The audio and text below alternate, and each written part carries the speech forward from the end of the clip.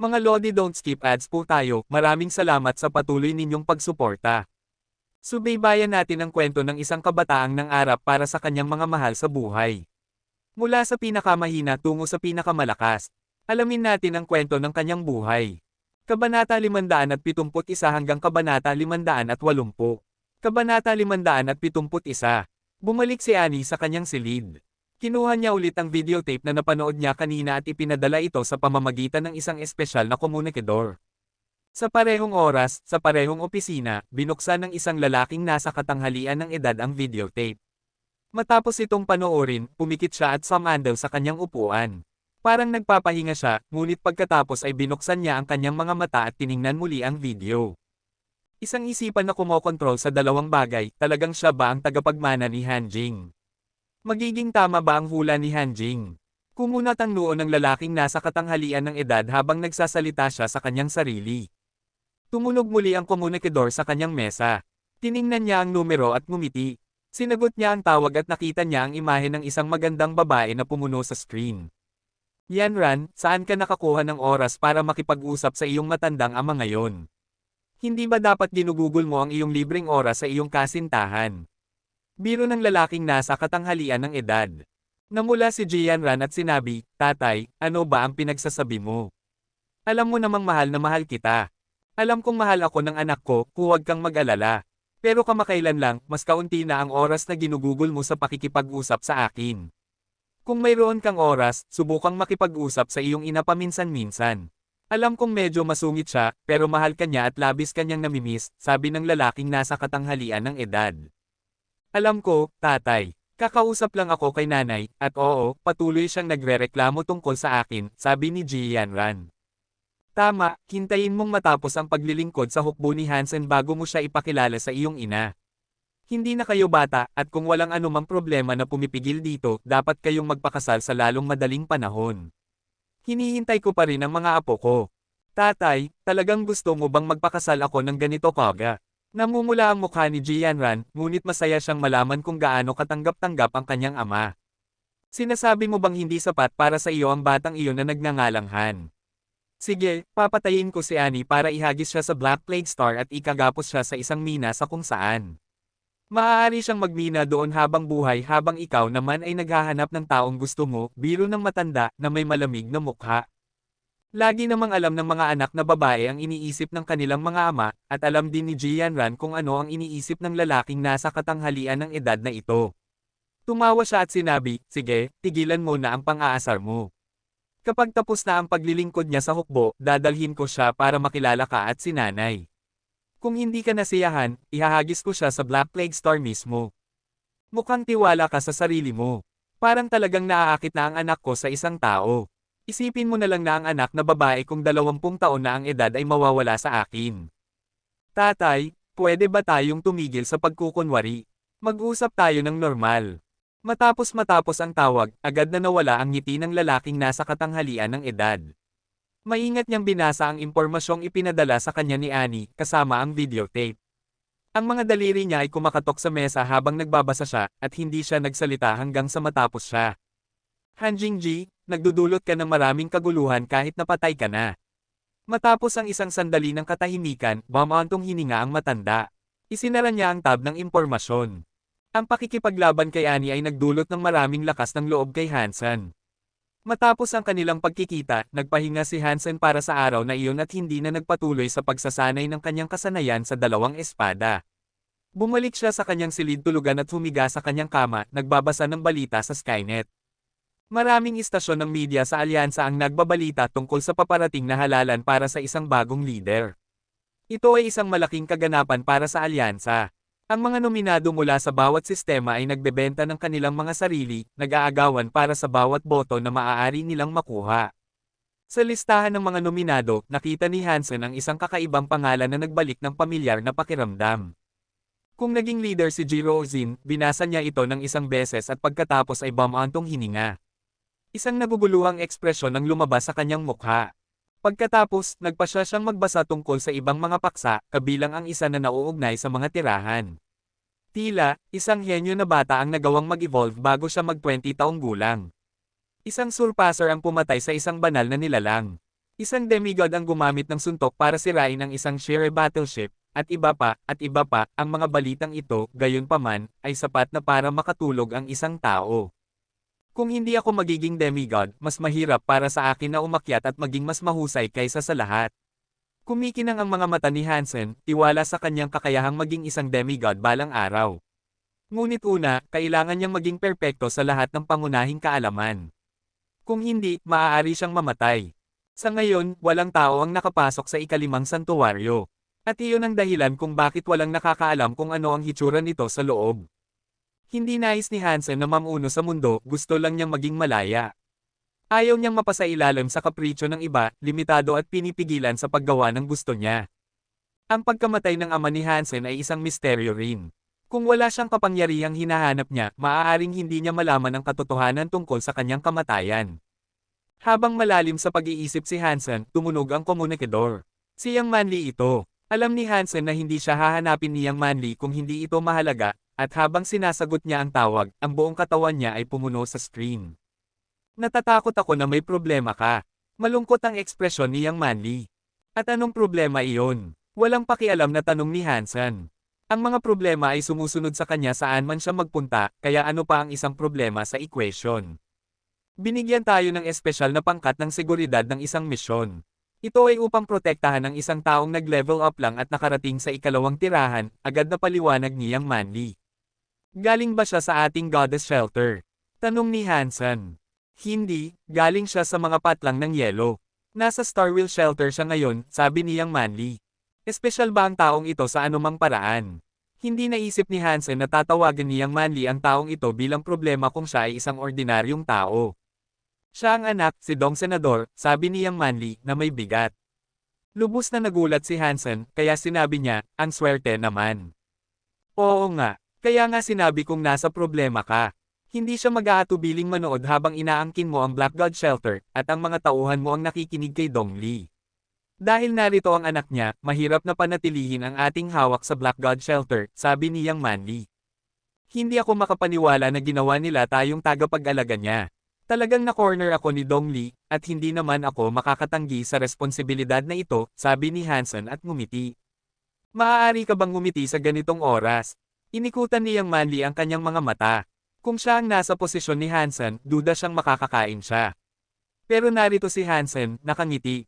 Muli, ngumiti si Hansen. Pagkatapos ay sinabi niya, bakit hindi ako ngumiti at tumawa? Kahit gaano karami ang plano niya, ang kontrol sa tirahan ay nasa mahinang balikat ng anak niya. Maaaring wala siyang kakayahan. At saka, may protocol na dapat sundin. Walang paraan para matanggal tayo ni Dong Lee. Siguro tama ka, pero kung ang mga taong iyon ay hindi nakikinig sa iyo at sumusunod sa utos ng anak niya, ano ang gagawin mo? Naisip niyang Manly na masyadong walang muwang si Hansen. Okay lang sa akin. Pero hanggat nandito ako, ang Black God Shelter ay mananatili. Kung wala na ako, masisira ang tirahan. Ganun lang kasimple, sabi ni Hansen, na may bahid ng lamig sa kanyang tono. Gayunpaman, kalmado pa rin siya. Nang marinig niyang Manly ang sinabi niya, nakaramdam siya ng nakakatakot na panginginig sa kanyang gulugod. Sa ilalim ng kalmadong boses ni Hansen, naramdaman niyang Manly ang pag-usli ng isang bagay na nakakatakot. Ito ay isang bagay na hindi niya kailanman naramdaman mula kay Hansen bago ang araw na ito. Huminga ng malalim siyang Manly. Gusto kanyang makita. Ayusin mo na bukas, huli na ngayon. Pagod na si Hansen at hindi na niya makuhang maglakbay muli sa tirahan ngayon. Nag-usap pa sila niyang Manly ng ilang sandali at pagkatapos ay ibinaba niya ang tawag. Kabanata 572. Ginohan, matagal ko nang hinahangaan ang pangalan mo. Ngayon, sa wakas ay nakilala kita. Sa Black God Shelter, isang binata ang nakipagkamay kay Hansen na puno ng pagkamangha at katapatan. Ngumiti si Hansen at tumingin kay Chi Ziwen, isang binata na gwapo, at tiyak na palabasa. May ngiti siyang kayang matuno ang puso ng buong mundo. Ngunit sa mga tampok ni Chi Ziwen, nakita ni Hansen ang anino ni Ningyu. Gayunpaman, mas bata si Chi Ziwen. Ang puso at isipan ni Ningyu ay gumagana ng magkasabay, walang nararamdamang iba. Ang mga panloob na pagtatalo tungkol sa moralidad at iba pang mga bagay ay nagmumula sa mga pagkakaiba ng mga ideal at pagkagusto sa mga puso at isipan ng mga tao, ngunit hindi naman ganoon sa kanya. Si Chi Ziwen ay hindi naiiba sa karaniwan, sa bagay na ito. Sa paningin ni Hansen, si Chi Ziwen ay isang maliit na batang babae na nakasuot ng damit ng kanyang ina, naglalagay ng sobrang make-up at nanginginig sa kanyang mataas na takong. Malinaw na sinusubukan niyang magmukhang mature. Kahit na ang kanyang hitsura ay hindi kanais-nais, mabuti naman ang kanyang intensyon. Marahil ay magkakaroon siya ng pangalan sa hinaharap, ngunit sa ngayon, malinaw na masyadong bata pa siya. Patuloy na pinagmasdan ni Hansen si Chi Ziwen. Tumango siya ngunit hindi siya gaanong nag-aalala sa kanya at hindi niya siya itinuturing na banta o potensyal na kalaban. Ang kanyang kalaban ay wala man lang sa paligid ng Black God Shelter, wala rin siya kahit saan sa mga patlang ng yelo. Mula sa pananaw ni Hansen, maliit lamang ang lugar na ito at ang pagpapanatili nito laban sa lahat ng posibilidad ay hindi talaga sulit. Kuya Han, kailangan kong alagaan mo ako sa hinaharap. Kaka-rating ko lang sa tirahan, kaya maaari mo bang bigyan ako ng ilang mutant flesh at beast souls? Mas maganda kung mga sacred blood din. Ipinakilala ni Chi Ziwen ang kanyang sarili bilang isang baguhan tulad ng isang tunay na baguhan. Sige, walang problema, sang-ayon ni Hansen. Sobrang natuwa si Chi Ziwen, at nagpasalamat, kung ganoon, tiyak na aasa ako sa iyo sa hinaharap. Sinabi sa akin ni tatay na marami akong dapat matutunan mula sa iyo. Kung okay lang sa iyo, maaari mo ba akong isama sa susunod na pangangaso mo ng mga nilalang? Sige. Sang-ayon ni Hansen. Pinabili ni Hansen kay Yang Manli ang flesh at beast souls na gusto ni Chi Ziwen. Kung handa siyang magbayad, walang dahilan para tanggihan ang kanyang kahilingan. Ginoo Chi, bakit ka sobrang magalang kay Hansen? Ang Black God Shelter at ang mga tao nito ay atin.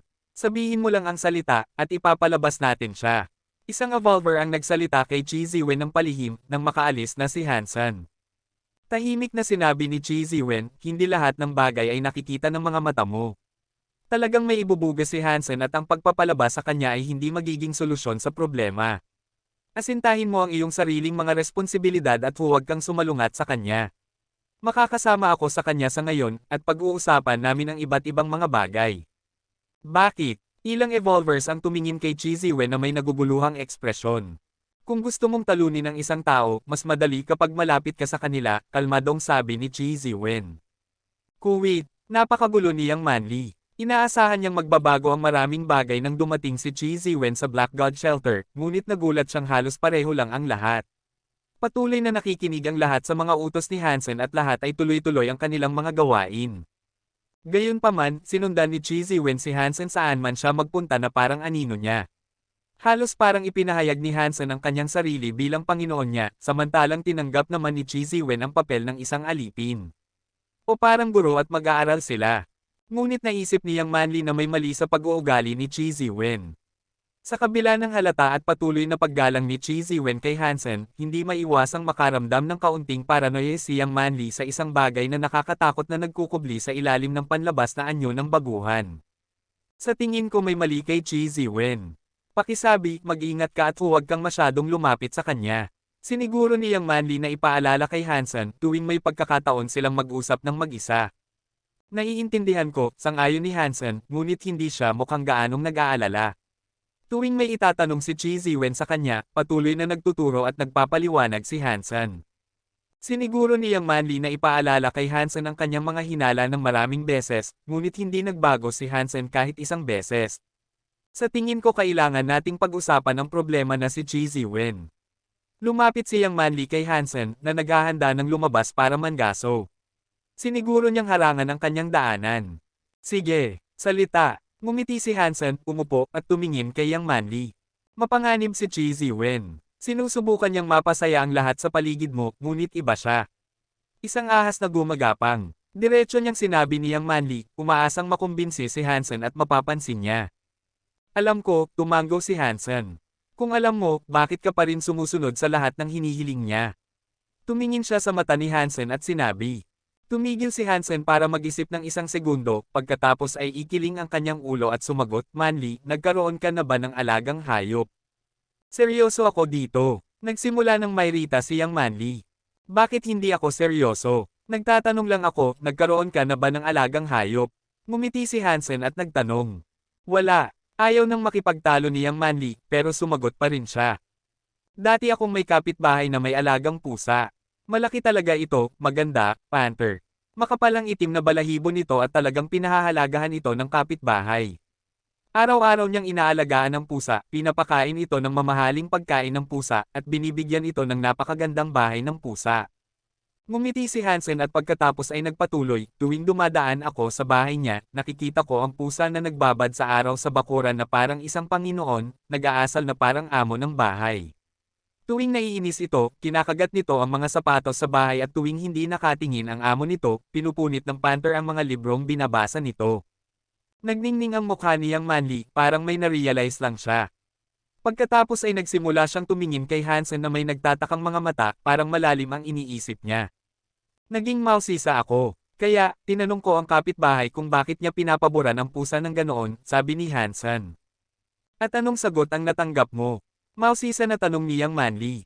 Bumantong hininga si Hansen at sinabi, well, inikot lang ng kapitbahay ang kanyang mga mata at sinabi, hindi mo ba alam na pusa lang ito? Maliit lang ang mundo nito at bilang amo, ako ang lahat sa kanya. Sa kabaligtaran, mula sa pananaw mo, pusa lang ito. Matapos niyang sabihin iyon, tinapik ni Hansen ang balikat niyang Manly at sinabi, gawin mo ang dapat mong gawin. Ang mundo natin ay hindi narito. Nang makita ang anino ni Hansen na umalis sa silid, ang emosyon niyang Manly ay nasa masalimuot na mga buhol. Gayunpaman, ang isang nangingibabaw na emosyon ay ang pagkabigla. Kaya, sa huli, hindi niya pinahahalagahan si Cheesy Wen. At hindi niya inuuna ang kapakanan ng mga patlang ng yelo o ng Black God Shelter sa kanyang puso. Naguguluhan ang mga mata niyang Manly, at patuloy siyang nagsasalita sa kanyang sarili. Para sa iyo, isang nakakatuwang alagang hayop lang si Cheesy Wen.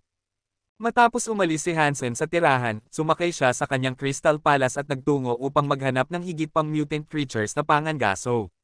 Ang laman ng mga mutant creatures na kanyang nahuli dati ay nakay na lahat na nagpataas sa kanyang mutant geno point sa 76. Malapit na itong ma-max out. Kahit na maraming mutant creatures sa dagat, ang pagkain ng kanilang laman ay tumatagal ng mahabang panahon dahil sa bihira ang mga maliliit na mutant creatures doon. Ang Silver Fox ay nakaupo sa balikat ni Hansen na may umiiling na buntot. Pinapanood nito ang mga isda sa labas ng dagat na may mga mata na puno ng masidhing pagkamangha. Sa Crystal Palace, parang hindi napapansin ng mga nilalang sa dagat ang presensya ng Silver Fox. Marahil ito ang aking pagkakataon, naisip ni Hansen sa kanyang sarili. Kabanata 573. Tingnan mo, Silver Fox. Sobrang mahirap ako. Mahirap na nga para sa akin ang alagaan ng sarili ko. Wala akong sapat na pagkain, hindi ako makapag-init, at ngayon kailangan ko pang alagaan ka, kahit na sobrang takaw mo. Hindi naman sa ayaw kung kumakain ka, huwag kang magkamali, pero gusto mo ring mabusog ang lahat, di ba? Paano kung tulungan mo kaming mangisda? Kung gagawin mo iyon, tutulungan ka naming magluto. Maganda kung makikisali ka, kaya ano sa tingin mo? Okay ba iyon? Ngumiti si Hansen sa kanyang pagtatangkang makipag-usap sa Silver Fox. Tiningnan siya ni Zero nang may paghamak. Ang tingin niya sa kanya ay parang nakita lang niyang sinubukang dukutin ng isang batang babae. Ikiniling ng Silver Fox ang ulo nito, nakatingin kay Hansen na parang naguguluhan. Isda, doon? Ikaw? Kunin mo? Tayo? Magluluto. Tinuro ni Hansen ang mga isdang lumalangoy sa labas ng mga bintana ng Crystal Palace, gumagawa ng mga ligaw na kilos gamit ang kanyang mga kamay at paa para subukang maunawaan ng Silver Fox. Ngunit nang tumingin ang Silver Fox sa mga bintana, ibinalik lang nito ang tingin kay Hansen. Pagkatapos ay naglakad ito sa ilalim ni Hansen at ginamit ang buntot nito para i-hook ang kanyang binti, hinihimas ang ulo nito tulad ng madalas nitong ginagawa. Grabe, anak ka ng isang super creature. Magkaroon ka naman ng dignidad. Nakakadiri na ang isang bagay na sobrang tapang ay kumikilos ng sobrang cute. Malupit ang mundo, at kailangan mong mamaster ang iyong mga kakayahan sa pakikipaglaban kung gusto mong mabuhay. Naiintindihan mo ba? Sinusubukan na ngayon ni Hansen na sermonan ang Silver Fox. Tinuro niya muli ang mga bintana at sinabi, sige. Mangisda ka o wala kang makakain ngayong gabi. Patuloy na mukhang inosente ang mukha ng Silver Fox. Tahimik itong yumengal sa sarili habang patuloy na hinihimas ang mukha nito sa mga binti ni Hansen. Hindi nagtagal, sumuko si Hansen. Na may isang walang pag-asang ekspresyon, kinuha niya ang Silver Fox at sinabi, isa pang walang kwentang bagay na kailangan kong alagaan. Ngunit pagkatapos, nagkaroon ng ideya si Hansen. Kahit na hindi niya mautusan ang Silver Fox na mangaso, at nabigo ang kanyang nakaraang pagtatangka na patayin ang mga sacred blood creatures sa ilalim ng dagat, isang bagong ideya ang pumasok sa kanyang isip. Okay lang na hindi mangaso. Kailangan ko lang dalhin ka sa spirit shelter. Kung ginawa ko iyon, hindi ba tatakbo ang lahat ng nilalang? Ibig sabihin, madali akong makakarating sa Spirit Hall. Ang tanging hindi ko sigurado ay kung tatakbo rin ang mga espiritu. Pero kung ginawa nila, makukuha ko ang mga Spirit Stones ng libre. Ha! Ang galing ko talaga! Ngumiti ang mukha ni Hansen na parang nagniningning na bulaklak habang iniisip kung paano niya madaling makukuha ang maraming Spirit Stones nang walang gaanong problema. Halika, cute kong maliit na Silver Fox. Nagluto ako para sa iyo ng fish fillet. Gusto mo bang subukan? Sobrang saya pa rin ni Hansen. Matapos ang kanyang matalinong ideya, tumalon siya sa dagat at nahuli ng ilang isda para lutuin para sa Silver Fox. Nang makita ang Silver Fox na dahan-dahang kumakain ng fish fillet, ang ngiti ni Hansen ay nagtago sa kanyang mga mata sa ilalim ng maraming kulubot. Sinabi niya, mabuti, mabuti, kumain ka pa ng marami. Kapag busog ka na, magtrabaho na tayo. Nangaso pa si Hansen ng ilang mutant creature sa seabed at ang ani ay sapat na para tumagal ng 1 buwan. Pagkatapos ay pinatakbo niya ang Crystal Palace pabalik sa mga patlang ng yelo. Pagbalik nila sa lupa, kinuha ni Hansen ang Silver Fox at tumakbo patungo sa Royal Shelter. Agad silang nakarating doon. Ang Royal Shelter ay nasa harapan na nila ngayon, at maraming nilalang ang naglalakad papasok at palabas sa paligid nito. Tumingin muli si Hansen sa Silver Fox sa kanyang mga kamay at tahimik na bamulong, ito na ang sandali ng katotohanan. Patuloy na hawak ang Silver Fox sa kanyang mga bisig, nagpatuloy siya sa pagtakbo patungo sa Royal Shelter. Gaya ng inaasahan niya, tumakbo palayo ang lahat ng nilalang nang papalapit siya. Wala ni isang nilalang ang nagtangkang harangan ang kanyang daanan, mabilis na tumakas bago pa man siya makalapit. Haha, magiging mayaman ako. Nang makapasok sa Royal Shelter, gumisi si Hansen sa kawalan ng kahit isang nilalang doon. Nagtataka siya kung saan sila napunta, ngunit pagkatapos ay nagmadaling nagtungo sa Spirit Hall. Nakapasok siya sa Spirit Hall nang walang anumang problema. Ngunit laking gulat niya nang makita na ang Twin Spirit ay patuloy na nakatayo ng matatag sa dapat nitong pwesto. Hindi ito tumakbo palayo gaya ng inaasahan niya.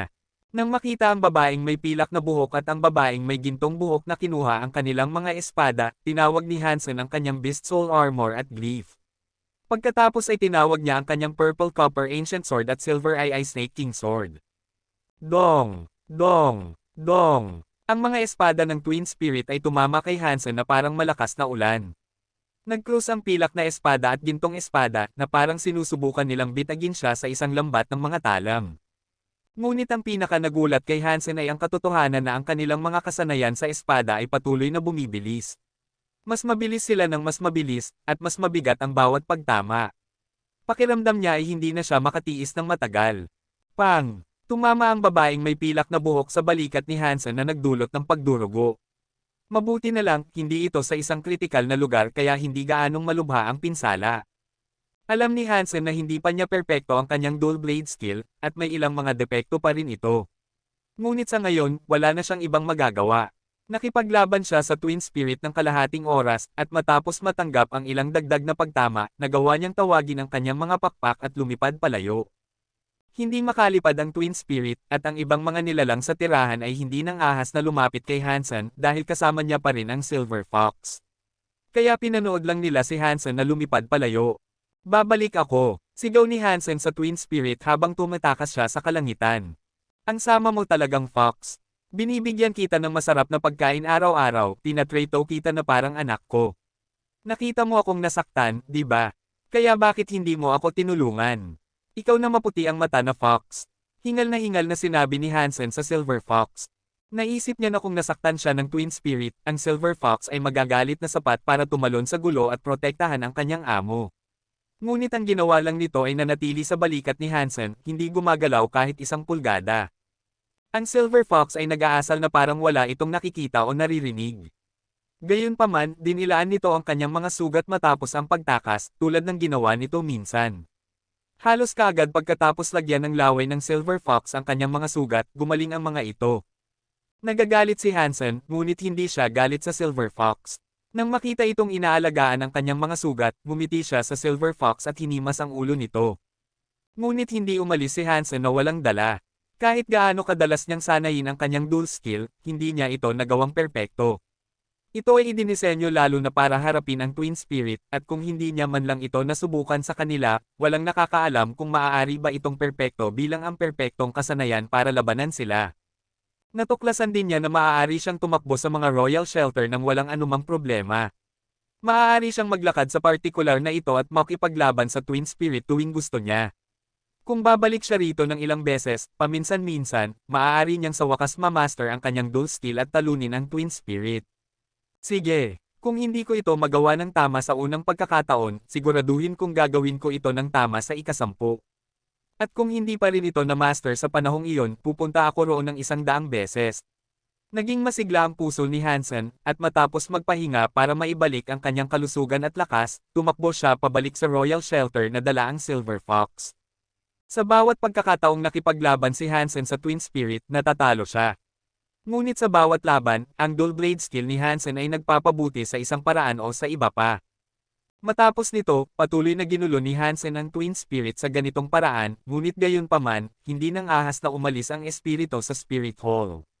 Natatakot sila na tatakbo si Hansen at kukunin ang Spirit Stone kung wala sila roon para protektahan ito. Lalo nang gumaling si Hansen, at pumupunta siya sa Royal Shelter nang hindi bababa sa 1 beses bawat 2 araw. Tuwing natatalo siya, tumatakas siya para gumaling, pag-isipan kung bakit siya natalo, at gumawa ng mga pagbabago sa anumang lugar ng kanyang kadalubhasaan o kasanayan na maaari niyang pagbutihin. Naniniwala si Hansen na kung magpapatuloy ang mga bagay sa ganitong paraan, ang kanyang dual blade skill ay makakapantay sa Twin Spirit sa loob ng 1 buwan. Kabanata 574. Kamakailan lang, parang maayos ang takbo ng buhay ni Hansen. Nagawa niyang mangolekta ng maraming buwis mula sa mga tao sa Black God Shelter, matagumpay na inutusan ang mga evolvers na mangaso para sa kanya, at binigyan ng pagkakataong bisitahin ang Royal Shelter ng madalas niyang gusto para sanayin ang kanyang dual skill laban sa Twin Spirits, naging nakaka-relax at walang stress ang mga araw. Habang maayos ang buhay ni Hansen, hindi naman maayos ang buhay ni Zuyai Kuang. Naglakbay siya ng 10,000 milya patungo sa Icefield para lang malaman na si Hansen na ang kasalukuyang amo ng Black God Shelter. Hindi naman takot si Zuyai Kuang sa maraming tao, pero kung tatakutin niya si Hansen palayo, masama iyon. Kaya naghihintay ng matyaga si Zuyai Kuang para sa kanyang pagkakataon. Nangolekta siya ng maraming impormasyon tungkol kay Hansen bago siya kumilos para patayin ito. Ngayon, aalis si Hansen sa Black God Shelter para pumunta sa Royal Shelter at patuloy na sanayin ang kanyang dual skill kasama ang Twin Spirits. Ngunit sa pagkakataong ito, habang tumatakbo si Hansen sa Icefield, itinaas ng Silver Fox ang ulo nito sa isang kakaibang paraan. Tumayo ang mga balahibo ng kanyang pilak na balahibo at ang kanyang inaantok na mga mata ay naging masigla at malawak na gising. Tumingin ang Silver Fox sa direksyon ng isang malaking glacier na hindi kalayuan sa kanila. Tinapik ni Hansen ang ulo ng nag-aalalang Silver Fox para patahanan ito, ngunit alam niya kung ano ang tinitignan nito. Habang hinahaplos niya ang fox, nagsimula nang tumingin si Hansen sa malapit na glacier. "Lumabas ka na, kaibigan," malumanay na tawag ni Hansen. Mula sa likod ng glacier, lumitaw si Zuyai Kuang na nakasuot ng puting damit. Ang kanyang matipunong katawan ay hindi madaling makalimutan ng mga tao, at ang kanyang balat ay transparent na parang yelo. Mas delikado pa ito kaysa sa balat ng isang babae. Kasama ang kanyang nakakatakot na figure, ito ay isang nakakagulat na pagkakaiba. Zuyai Kuang. Kumunat ang noo ni Hansen habang tinitingnan niya ito. Sa palitan ng kaganapan, nakita niya si Zuyai Kuang. Si Zuyai Kuang ay low-key kumpara sa kanyang kapatid, at hindi rin siya umakyat sa entablado para magbigay ng talumpati, ngunit gayunpaman, naalala siya ni Hansen. Hindi sumagot si Zuyai Kuang. Itinaas lang niya ang kanyang kamao at nagsimulang tumakbo patungo kay Hansen. Nasa mahigit 10 metro ang layo niya kay Hansen, ngunit sa isang hakbang, nasa harapan na niya ito. Pinanood ni Hansen ang kanyang kristal na kamao at pinagmasdan ang nagyayelong aura na nakapalibot dito. Dong! Tinawag ni Hansen ang Silver Snake Sword at ibinaba ito sa papalapit na kamao. Kasunod ng pagtama, ang kamao ni Zuyai Kuang ay hindi man lang nagdugo. Umatras ng ilang hakbang si Hansen, tumunog ang kanyang espada mula sa malakas na paghiwa na parang ibinaba ito sa bato. Hindi pa rin nagsalita si Zuyai Kuang. Ang kanyang mga kamao ay parang isang blizzard, galit na sumasambulat patungo kay Hansen. Ang bawat suntok ay puno ng kapangyarihan para patayin ang isang tao, at ang lakas na kung saan sila dumarating ay nakakatakot panoorin. May hawak na 2 espada na ngayon si Hansen, at nagpasya siyang ilagay sa aksyon ang kanyang dual skill laban sa kanyang bagong kaaway. Mabilis na nagbanggaan ng paulit-ulit ang mga espada at kamao. Mahirap na masira ang mga nagyayelong kamao ni Zhu Yaikuang gamit ang talam, at patuloy na tumunog at umiyak ang mga espada ni Hansen sa bawat pagtama. Nagulat at nag-aalala si Hansen. Lahat ba ng tao sa pamilya Zhou ay baliw? Kung may pagkakaiba ng opinyon ng isang tao, bakit hindi pag-usapan ang issue? Ang pananahimik, pagtataas ng mga kamao, at paghahangad na pumatay ay barbaro. Ang taong ito ay talagang baliw. Wala nang oras si Hansen para makipag-usap, ngunit ang mga salubing ito ay tumakbo sa kanyang puso. Masyadong malupit ang mga kasanayan ni Zhou Yaikuang sa pagsuntok. Kahit na may antas ng kasanayan ni Hansen sa espada, siya ay nasuppressed. Kailangan niyang umasa sa kanyang Dangshan Sutra para makasabay sa bilis ni Zhou Yaikuang. Mas mahusay na mandirigma si Zhou Yaikuang kaysa kay Zhu Yiyang.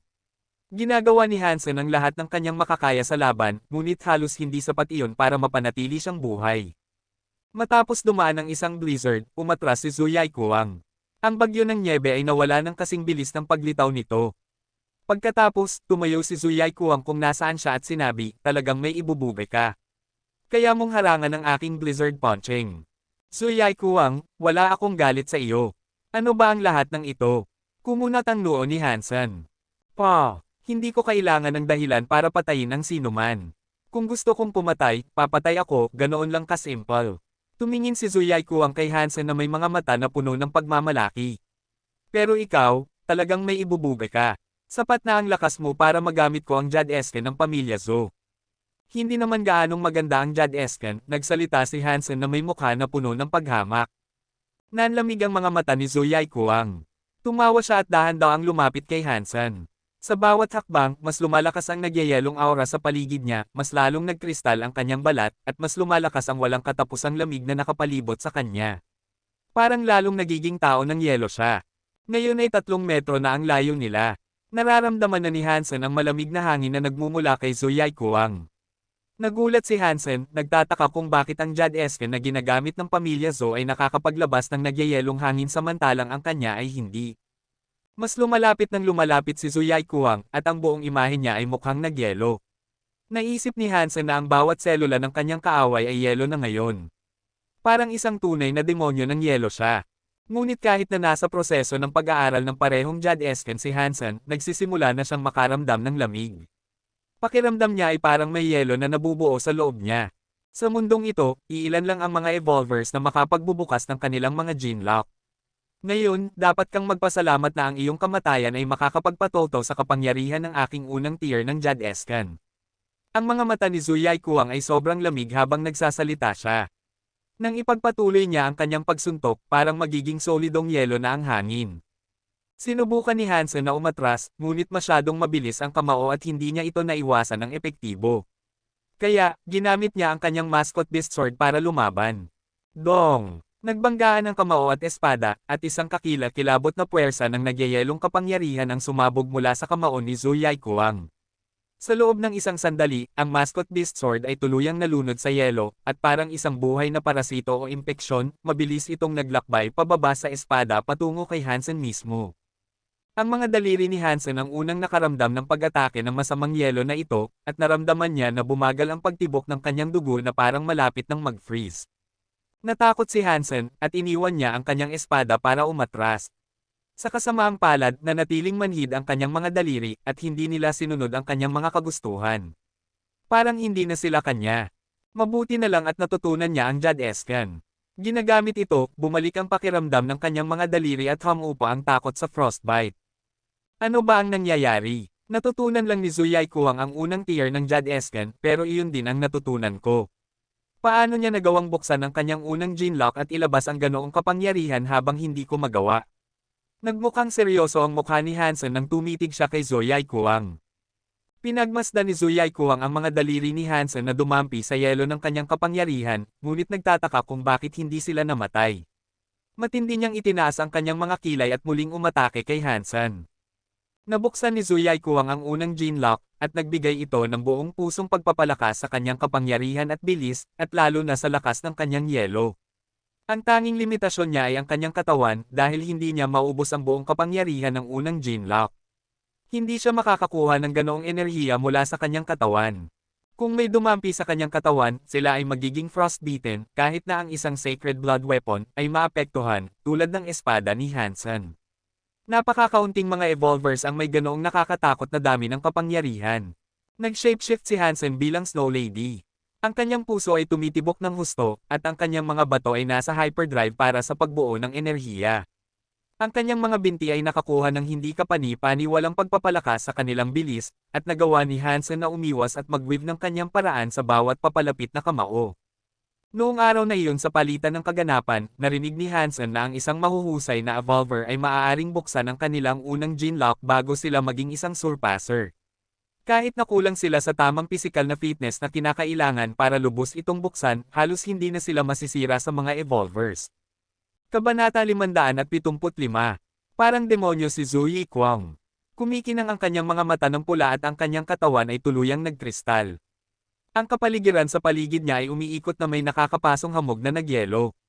Kahit na hindi ito nakakapinsala, kung ang isang ordinaryong tao ay hahawak dito, mararamdaman nila na parang bumabagsak sila sa isang yungib ng yelo. Ginamit ni Hansen ang lahat ng kanyang kapangyarihan para patakbuhin ang kanyang ice skin skill, at sapat lang iyon para maitaboy ang pagsalakay ng nagyayelong hangin na naghahangad na lumunin siya. Hindi siya nang ahas na hawakan ang aktwal na katawan ni Zhu Yikwang dahil masyadong malakas ang kanyang mga kapangyarihan sa yelo. Ang talento na ninakaw ko ay hindi talaga maaasahan. Parehong unang tier ice skin, pero ang laki ng pagkakaiba. Ano kaya ang nangyari? Naisip ni Hansen sa kanyang sarili. Nang matuto siya ng ice skin, hindi siya gumamit ng Geno solution. Maliban kung ang ice skin na pag-aari ni Zhu Longyan ay pekeng, ano pang ibang paliwanag ang maaaring mayroon kung bakit ito sobrang mahina. Nang natututo si Hansen ng Nano Crystal, gumamit siya ng Geno solution para makumplito ang unang tier ng ice skin. Noong una, talagang natuwa si Hansen sa pag-aaral ng ice skin. Ngunit ngayon, ang pekeng ice skin na ito ay napatunayang walang halaga laban sa bersyon nito ni Zhu Yikwang. Gayunpaman, kamangha-mangha ang pagbuo ng Damso Sutra. Kahit na nabuksan ni Zhu Yikwang ang kanyang unang lock at naging sobrang makapangyarihan, hindi pa rin niya masaktan si Hansen. Pero, hindi iyon nakakaapekto sa determinasyon ni Zhu Yikwang, at parang lumalakas lang ang blizzard na nakapalibot sa kanya. Pula ang kanyang mga mata, at ang kanyang mga kamao ay lumilipad ng mas mabilis kaysa sa magulong alon ng kumukulong tubig. Patuloy na umiiwas si Hansen, umatras habang ginagawa niya iyon. Masyadong mabilis si Zhu Yikwang, at hindi niya nang ahas na hayaang makatakas si Hansen mula sa larangan ng digmaan na kanyang itinatag. Nilalagay niya siya sa isang napakamapanganib na sitwasyon.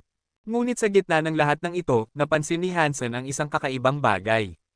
Ang nagyayelong hangin na sumasabog mula kay Zhu Yikwang ay pinapatay ng ice skin ni Hansen.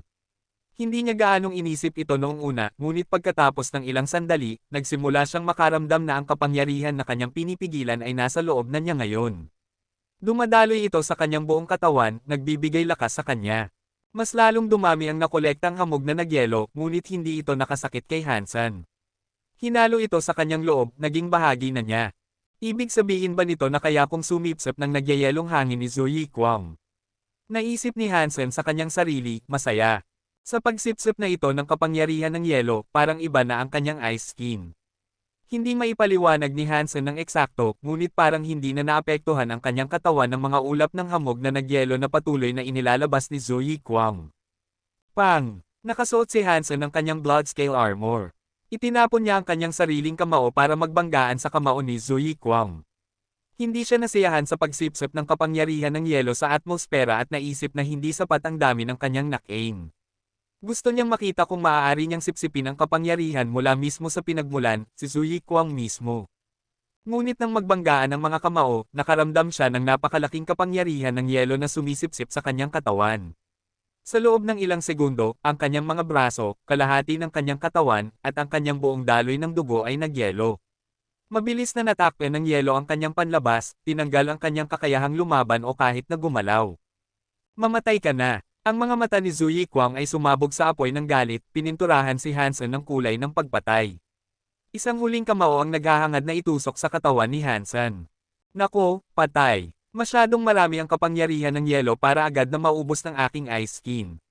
Natakot si Hansen, at ang kanyang isip ay nag-isip ng 1,000 paraan kung paano siya makatatakas sa nakakatakot na sitwasyong ito. Boom! Sa wakas ay gumalaw ang Silver Fox sa balikat ni Hansen. Parang isang pilak na kidlat, tumalon ito patungo sa kaaway ng kanyang amo at pinunit ang kamao ni Zhu Yikwang gamit ang kanyang kuko. Sa isang kidlat, ang yelo na nakapalibot sa kanyang kamao ay nabasag, at ang kanyang buong katawan ay lumipad palayo. Kinain ng kuryente si Zhu Yikwang, at nang tumama siya sa lupa, ang kanyang katawan ay pinalamutian ng nakakatakot na mga marka ng paso.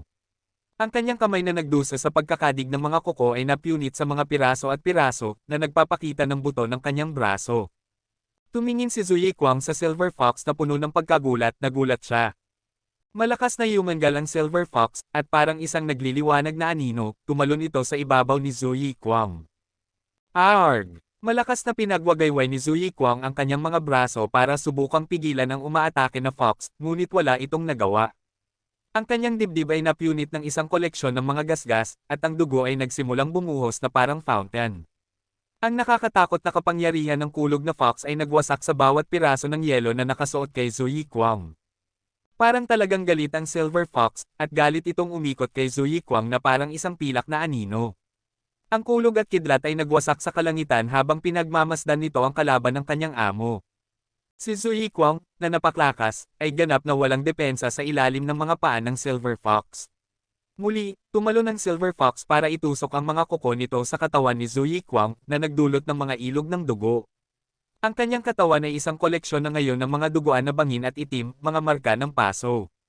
Natakot si Zhu Yikwang, paulit-ulit na sumisigaw sa takot. Ang kapangyarihan ng yelo sa loob niya ay nagpatuloy sa pagkilos, ngunit nang walang lakas para matiis ito, siya ay natakpan ng isang nagyayelong kabaong nagawa niya mismo. Ang Silver Fox ay matibay na napatunayan ang nakakatakot na kapangyarihan na nasa loob nito, at wala nang magagawa si Zhu Yikwang para baligtarin ang mga alon ng labanang ito. Talagang isang super creature ito. Isa lang itong tuta, pero nakakatakot ang lakas nito. Nakanganga si Hansen. Kahit na palaging pinaghihinalaan niya na ang Silver Fox ay may hindi pa naipakitang lakas, hindi niya kailanman naisip na ang kapangyarihan nito ay magiging ganito kalakas. Si Zhu Yikwang, na nagbukas ng unang gene lock, ay walang kahit na kaunting pagkakataon na labanan ang mga pag-atake ng Silver Fox. Ang tanging magagawa niya ay panoorin ang kanyang sarili na ma-electrify. Pang! Isang pilak na kidlat ang tumama sa dibdib ni Zhu Yikwang. Itinaas siya nito sa hangin at palayo hanggang sa tumama ang kanyang katawan sa isang pader ng yelo. Napakalakas ng pagkahagis na nabasag ang pader nang sumalpok si Zhu Yikwang dito. Ang kanyang katawan ay parang uling na ngayon, at nag-fizz at nag-crackle ito sa natitirang kuryente. Ang kanyang katawan ay nag-convulse at nag-twist ng husto ng walang tigil. Parang hindi na siya makahinga, at anumang pagsinghap na kaya niyang gawin ay nasa kanyang mga huling sandali na. Imposible! Imposible ito, sigaw ni Zhu Yikwang. Nahirapan siyang panatilihing nakabukas ang kanyang mga mata. Tumingin siya sa Silver Fox, na nakatayo sa ibabaw ng nyebe ng malambot at matikas. Hindi siya makapaniwala na papatayin siya ng isang bagay na mukhang isang fox lang. Ang Silver Fox ay naging isang pilak na anino sa huling pagkakataon at muling tumakbo patungo kay Zhu Yikwang. Arg! Boom! Hindi pa man natapos ni Zhu Yikwang ang kanyang sigaw, isang malakas na kidlat ang nag-freeze sa kanya na parang isang itim, uling na estatwa.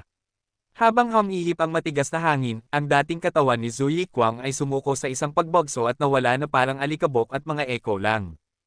Kaya, namatay lang si Zhu Yikwang ng ganoon. Malapad na binuksan ni Hansen ang kanyang mga mata, sinusubukang obserbahan ang mga bakas ng itim na alikabok na lumulutang sa simoy ng hangin.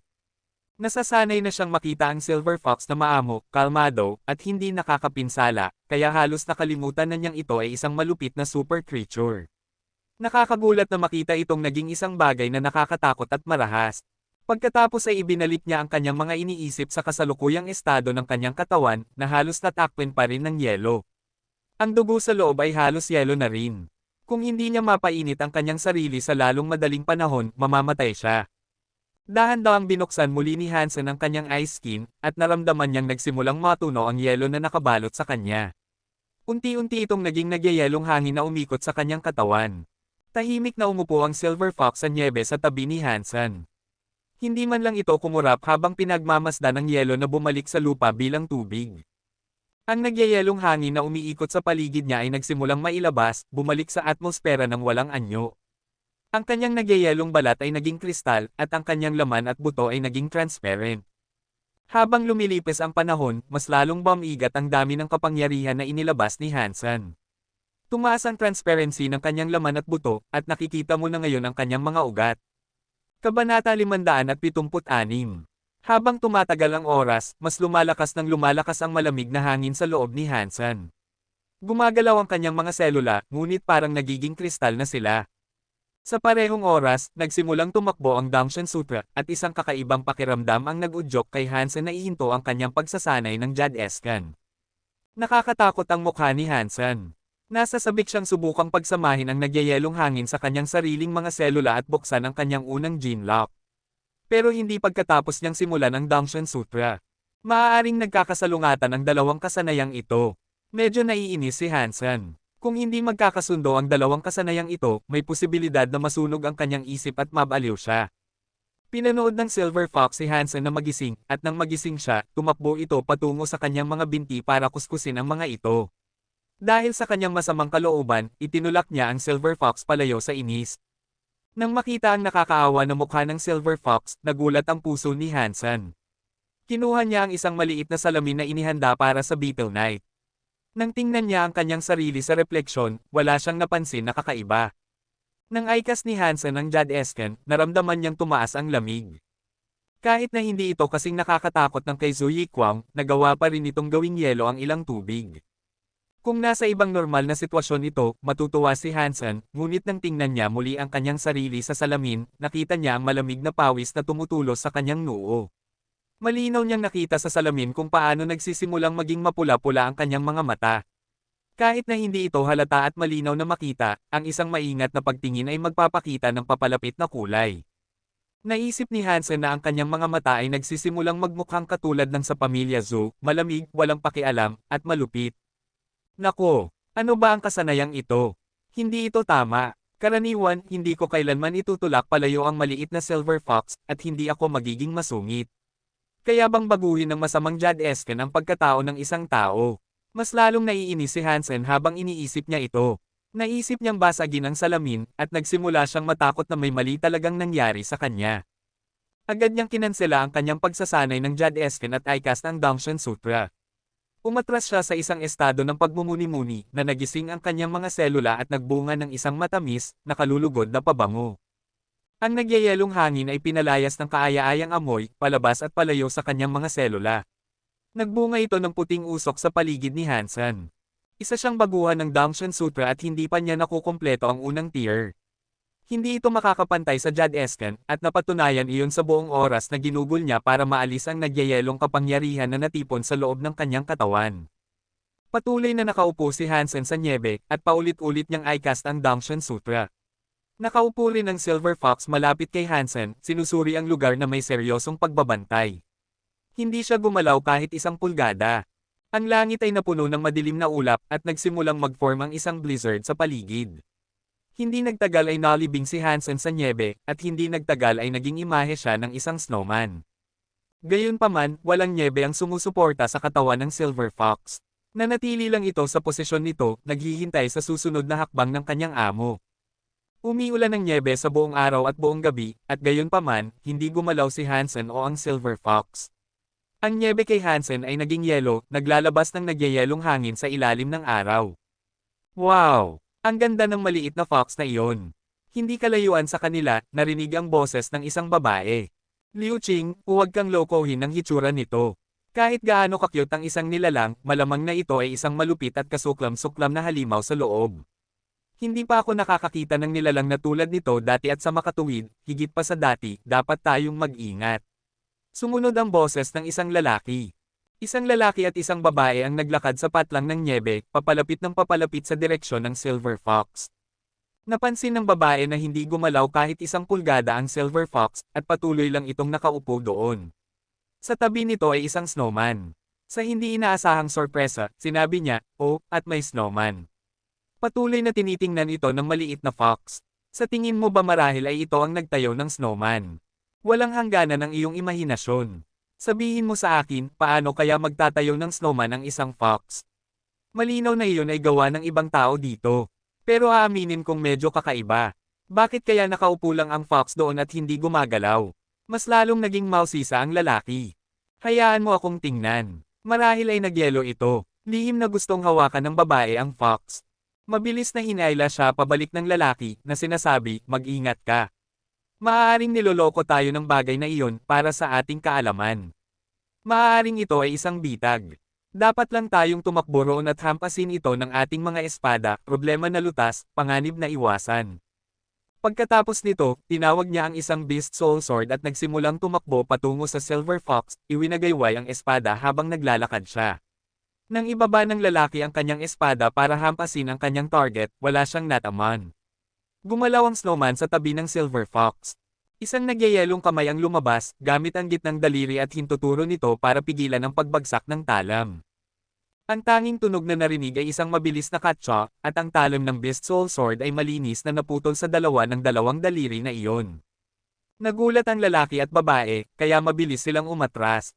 Pagkatapos, nakita nilang nagsimulang gumuho ang snowman. Lumitaw ang anino ng isang tao, kinuha ang fox, at tumakbo palayo. Sa loob ng 2 segundo, tuluyan na silang nawala. Isang fox fairy, sigaw ng babae. Anong fox fairy? Isang humanoid creature lang iyon, sabi ng lalaki, na nawala ng kulay ang mukha. Hindi nila nakita ng malinaw ang mukha ni Hansen, tanging ang hugis at anino ng isang lalaking kumuha ng fox at tumakbo palayo. Oo, isang fox fairy na nag-shapeshift bilang isang tao. Hindi mawala sa paniniwala ng babae na ito ay isang fox fairy.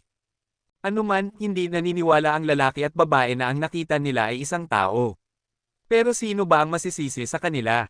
Bakit kaya may lalaking nakalibing sa ilalim ng pag-ulan ng nyebe at mananatiling parang snowman, para lang lumabas, kumuha ng fox, at mabilis na tumakbo palayo nang hindi nag-iiwan ng kahit isang yapek? Hindi gagawin ng mga ordinaryong tao ang ganoong bagay. Mabilis na kumalat ang chismis na isang humanoid fox fairy creature ang nakatira sa Icefield. Maraming makapangyarihang tao ang nagsimulang maghanap nito, ngunit walang nakita. Samantala, bumalik si Hansen sa Crystal Palace kasama ang Silver Fox. Sinubukan niyang patakbuhin muli ang Jadescan, at nalaman niyang wala na ang nagyayelong kapangyarihan na kanyang nasipsip mula kay Zoe Kwang. Hindi na malamig ang kanyang katawan, at sa halip ay naging maganda at malamig. Habang pinapatakbo niya ang kasanayan, maingat siyang tumingin sa kanyang salamin. Nang hindi makita ang anumang kakaiba, sa wakas ay humupa ang kanyang tensyon. Ngunit ngayon, sa kabila ng kawalan ng nagyayelong hangin, ang Jadescan ay parang iba pa rin kaysa dati. Habang tumatakbo ito, ang kanyang utak ay parang nagyelo. Gayunpaman, naging mas matalas ang kanyang isip at pangunawa. Mas matagal niyang pinapatakbo ang Jadescan, mas lalong nagiging kalmado ang kanyang pakiramdam.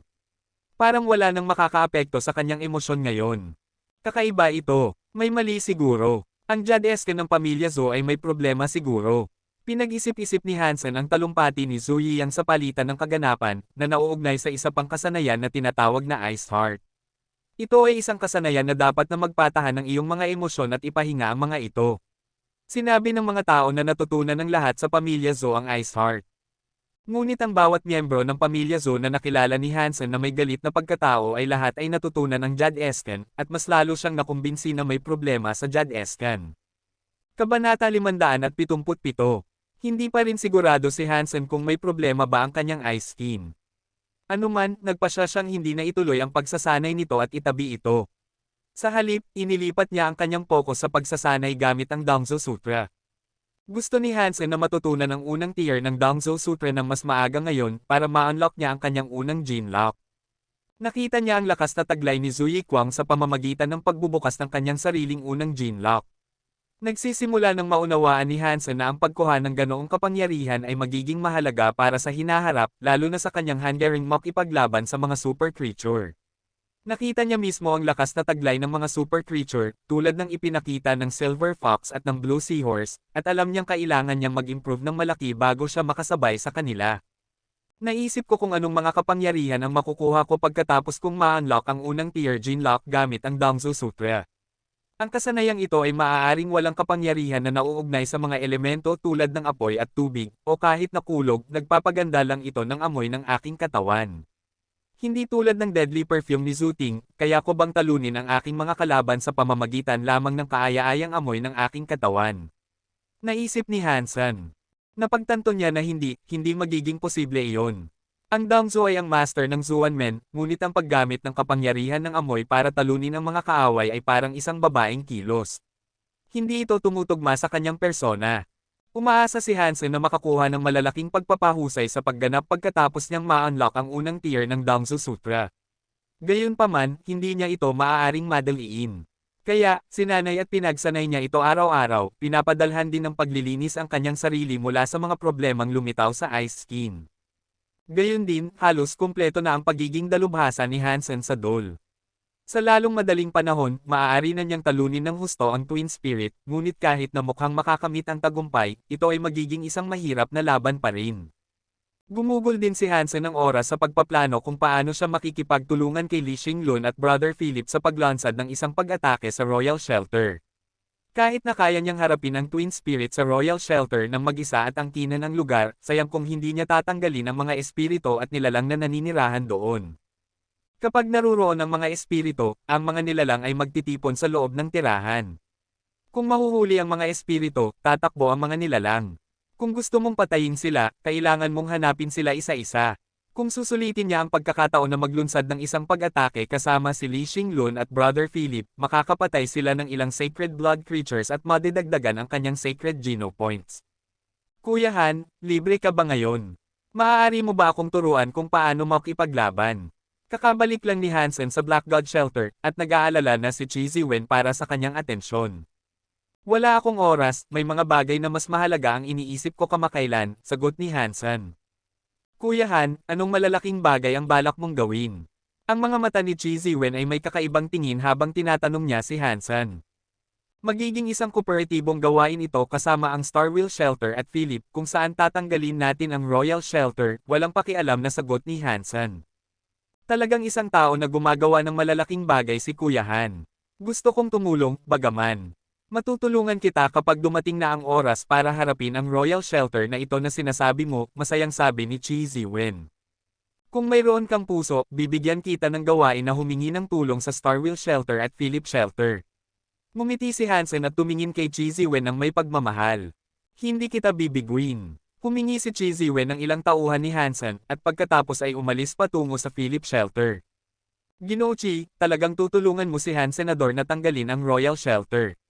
Matapos nilang iwanan ang tirahan, isang evolver na sumusunod kay Chi Ziwen ang nagtanong.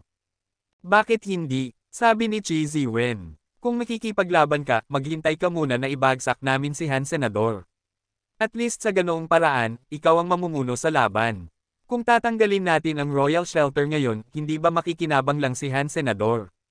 Hindi maunawaan ng mga evolvers. Ngumiti si Chi Ziwen at sumagot, mali ka. Kung hahayaan nating tanggalin ni Han Senador ang tirahan ngayon, tayo ang makikinabang. Bakit? Ano ang balak mong gawin? Ang mga evolvers ay masisig na tagasunod ni Chi Ziwen, at masigasig ang kanilang interes sa mga layunin ng kanilang amo. Alam mo ba kung ano ang nasa kabilang panig ng Royal Shelter?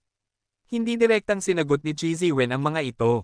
Maraming evolvers ang umiling dahil wala sa kanila ang nakapunta sa kabila ng Royal Shelter dati at nakita kung ano ang nasa likod ng Royal Shelter ng Icefield. Pagkatapos kong mag-level up para maging isang evolver at dumating sa Icefield, agad akong naglunsad ng aking sariling investigasyon sa lugar. Hindi pa katagal, nagpadala ako ng ilang especially IA para tingnan kung ano ang nasa likod ng Royal Shelter. Ngumiti si Chi Ziwen nang sabihin niya ito sa kanila. Naunawaan ng isang evolver ang kanyang ibig sabihin, at sinabi, Ginoo Chi ay maghihintay hanggang sa makuha ni Han Senador ang Royal Shelter. Sa puntong iyon, palilibutan natin si Han Senador at kukunin ang tirahan para sa ating sarili. Pinaliwanag ni Chi Ziwen sa pamamagitan ng pagsasabi, well, hindi talaga ito pagkuha. Tayo ang may-ari ng Black God Shelter, samantalang si Han Senador lang ang may-ari ng mga tao mula sa Goddess Shelter.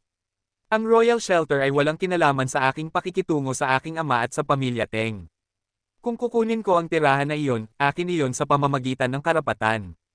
Isang evolver ang nag-aalinlangan na nagsabi, pero napaklakas ni Han Senador. Nang patayin niya ang dating amo natin, ang Black God ay nasa ilalim ng proteksyon ng ilang daang evolvers. Natatakot ako. Ang pangungusap ng evolver ay nawala sa isang nakakatakot na panginginig, ngunit naunawaan ni Chi Ziwen ang kanyang ibig sabihin. Ngumiti si Chi Ziwen at sinabi, nag-aalala ka ba na sasaktan niya ako kapag nagalit siya? Hindi niya ako hahayaang hawakan, at taya ko na wala siyang sapat na kapangyarihan para hamanin ako kahit na naglakas loob siya. Kahit na wala siyang hangarin na kunin ang royal shelter na ito sa kanyang sariling kagustuhan, itutulak ko sana siyang gumawa ng plano ng pag-atake sa ilang sandali. Ang pagbanggit niya sa plano sa akin ay perpektong nagkataon at nagkataong kapaki-pakinabang. Ilang evolvers ang tila nag-aalinlangan pa rin. Pagkatapos ay ngumiti si Chi Ziwen at sinabi, maraming oras na akong nakasama kay Han Senador. Sa panahong hiniling kong turuan niya ako, marami akong natutunan tungkol sa mga kakayahan na taglay niya. Kahit na hindi ko natutunan ang 100% ng kanyang kakayahan, medyo sigurado akong alam ko ang hindi bababa sa 70%. At tungkol sa kanyang kapangyarihan. Tumpak kong nasuri ang kanyang kapasidad sa bagay na iyon. Wala nang dapat ikatakot. Kung alam ko ang lahat ng ito tungkol sa kanya, talagang sa tingin mo ba na makatatakas siya sa aking mga kamay?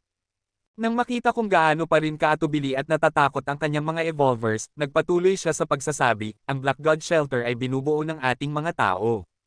Hiningi ko pa nga ang tulong ng Thunder Devil at Lightning God. Talagang sa tingin mo ba na may pagkakataon si Han Senador laban sa ating pinagsamang puwersa? Sasama sa atin ang Thunder Devil at Lightning God. Sa isang iglap, ang kalooban ng mga evolvers ay nagbago ng positibo. Magkapatid ang Thunder Devil at Lightning God, ngunit walang nakakaalam ng kanilang tunay na pangalan. Sila ay mga sikat na evolvers na nangako ng kanilang suporta sa ama ni Chi Ziwen.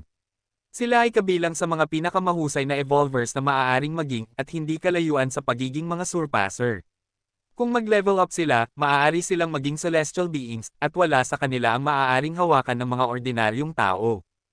Lalo na itong totoo para sa Thunder Devil. Sinasabi ng mga chismis na na-unlock na niya ang unang tier ng kanyang gene lock. Nakakagulat ang kanyang mga talento, at walang evolver ang nang-ahas na gawin siyang kaaway. Kung mayroon tayong mahigit 10,000 evolvers sa Black God Shelter at may tulong tayo ng Thunder Devil at Lightning God, patay na si Han Senador, isang evolver ang nagproklama ng may tuwa. Ngumiti si Chi Ziwen at nagpatuloy sa pagsasabi, pero, matalino si Han Senador. Nakakahiya kung papatayin natin siya, kaya kung alam niya ang kanyang lugar at susunod, maaari ko siyang panatilihin bilang isang subordinate. Wow! Wala nang pagkakataon si Han Senador na makasabay sa mga kagaya mo. Maswerte siyang bibigyan ng pagkakataon na sundan ka. Pero anuman, isang mapanganib na tao siya. Natatakot ako. Muli, hindi natapos ng evolver ang kanyang pangungusap, ngunit alam ni Chi Ziwen ang kanyang ibig sabihin. Nag-aasal na walang pakialam, sumagot lang siya, painumin siya ng Geno Creation Pill. Ang mukha ng bawat evolver ay nagbaluktot sa takot nang marinig ang mga salitang Geno Creation Pill. Kabanata 578. Nag-aalala pa rin si Hansen, iniisip kung paano niya makukumbensi si Li Xinglun at Brother Philip na salakayin ang Royal Shelter. Sa ngayon, nagboluntaryo si Chi Ziwen para tipunin ang kanilang suporta na nagligtas kay Hansen ng ilang problema. Hindi madaling kumbansihin si Li Xinglun at Brother Philip. Mayroon pa rin silang problema sa Silver Ladybug na kailangang ayusin pagkatapos ng lahat. Kung wala ang buong suporta mula sa kanilang dalawa, imposible ang pag-atake sa Royal Shelter. Bumalik sa alyansa, ang Daphne ay nasa ilalim pa rin ng pagkukumpuni. Pinag-iisipan niya kung kailan niya muling itutuloy ang kanyang karera sa militar at tatanggap ng mas maraming misyon. Dahan-dahang umaakyat ang isang beetle sa loob ng hole na ginawa ni Hansen, kaya humiga siya at pinanood ito ng ilang sandali. Hindi niya maintindihan, ito ba ay Chrysler o teknolohiya lang ng Chrysler. Kung teknolohiya ng Chrysler ito, hindi nakikita ni Hansen ang punto ng kahinaan ng bagay na ito. Kung buhay ng Chrysler ito, at sila ang lumikha ng sibilisasyon, paano nila hindi magkakaroon ng katalinuhan? Maraming libro ang nabasa ni Hansen tungkol sa Chrysler, ngunit hindi niya makita ang anumang impormasyon tungkol sa Beetle. Patuloy ka pa ring naghahanap. Nalaman mo na ba kung saan nanggaling ang bagay na ito? Pumasok si Jianran, humiga malapit kay Hansen at pinagmasdan ang Beetle sa mesa. Wala akong ideya. Umiling si Hansen at lumingon para tingnan si Jianran. Ngumiti siya at sinabi, Kapitan Ji, paano ka nakakuha ng oras para bisitahin ako? Huwag kang magalit, pero talagang sobrang busy ako kamakailan. Alam kong ikaw ang pinakamagaling. Inilahad ni Jianran ang kanyang kamay para hawakan ang mukha ni Hansen at tumawa. Pagkatapos ay sinabi niya, ang iyong balat ay pinapangarap ng bawat babae. Anumang gamot na iniinom mo, pakibahagi mo sa akin. Wala akong magic pills, pasensya na. Malumanay na inalis ni Hansen ang kanyang kamay. Hindi ako naniniwala sa iyo. Kung hindi ka umiinom ng gamot, paano naman ang amoy? Ang sarap ng amoy mo, pero sinasabi mo ring hindi ka gumagamit ng pabango. Huwag mong sabihin sa akin na ang isang mabaho na lalaki ay mabango. Lumapit ang mukha ni Jianran sa leeg ni Hansen. Nasengot niya ang nakakaakit na amoy gamit ang kanyang ilong na nagre-refresh sa kanya. Nag-iisip si Hansen ng sasabihin, ngunit bigla siyang nanginag. Inilabas ni Jianran ang kanyang dila at dinilaan ang kanyang leeg. Hawak ang kanyang panga sa isang malandi na paraan, sinabi niya, "Gwapong lalaki, mas mabuti pang sabihin mo sa akin. Huwag mo akong parusahan." Mamamatay ako bago ko sabihin sa iyo, sagot ni Hansen. Kung ganoon, huwag mo akong sisihin sa pagiging malupit sa iyo. Bamuka ang bibig ni Jianran, at malumanay niyang sinaksak ang kanyang mga ngipin sa leeg ni Hansen, nag-iiwan ng mga marka ng ngipin. Pagkatapos, itinaas niya ang kanyang mukha, tinatakan ang mga labi ni Hansen gamit ang kanyang sariling mga labi. Kuwait, nagpa siya si Hansen na bisitahin ang training room para sanayin ang kanyang dual skill habang masaya pa rin ang kanyang pakiramdam. Pagkatapos, pumunta siya sa Skynet at pumasok sa opisyal na mga battlegrounds. Matagal na rin mula nang huli siyang mag-login, at sa pagkakataong ito, walang nagpapadala sa kanya ng mga imbitasyon na humihiling ng duel. Parang sumuko na sa kanya ang mga tao na makatwiran dahil ilang buwan na rin mula nang huli siyang mag-online. Nagpa siya si Hansen na mag-matchmake at agad siyang ipinakilala sa isang kalaban. Nang makita ng taong iyon ang ID ni Hansen, sobrang natuwa siya. Ang unang ginawa niya ay magpadala ng group message sa kanyang mga kaibigan, sinasabi sa kanila, "Mga kaibigan, na-match ako kay Murderer Coin. Tingnan nyo.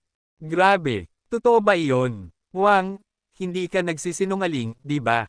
Papunta na ako. Talaga bang si Coin iyon?" Maraming tao ang pumasok sa lobby para manood. Matapos makita ang ID ni Hansen, sobrang excited silang lahat, at patuloy na nagpapadala ng mga imbitasyon sa kanilang mga kaibigan. Mga kaibigan, tingnan nyo. Bumalik na si Coin. Maghahanda na si Coin para makipaglaban. Dali. Kuwait, mabilis na kumalat ang balita, at puno na ang lugar ng mga tao. Umaasa si Hansen na magkaroon ng tahimik na duel dahil matagal na rin. Ngunit matapos ang random na matchmaking, isang mabangis na madla ang nagsipagdatingan bago pa man matapos ang countdown. Nang matapos ang countdown, pumasok si Hansen at ang kanyang kalaban sa arena. Ang lalaking makikipaglaban kay Hansen ay nagsabi, "Coin, kahit na gusto ko ang iyong estilo ng pakikipaglaban, hindi ako magiging madali sa iyo. Gagawin ko ang aking makakaya para talunin ka, bilang pagpapakita ng respeto ko sa iyo." Mabuti, wala nang handa na sagot si Hansen. Ito ay isang virtual na laban lang, kailangan bang maging formal at maayos ang mga bagay? Kailangan bang maging ligaw ang mga bagay? Matapos sabihin ito ng lalaki, nagsimula siyang suntukin si Hansen.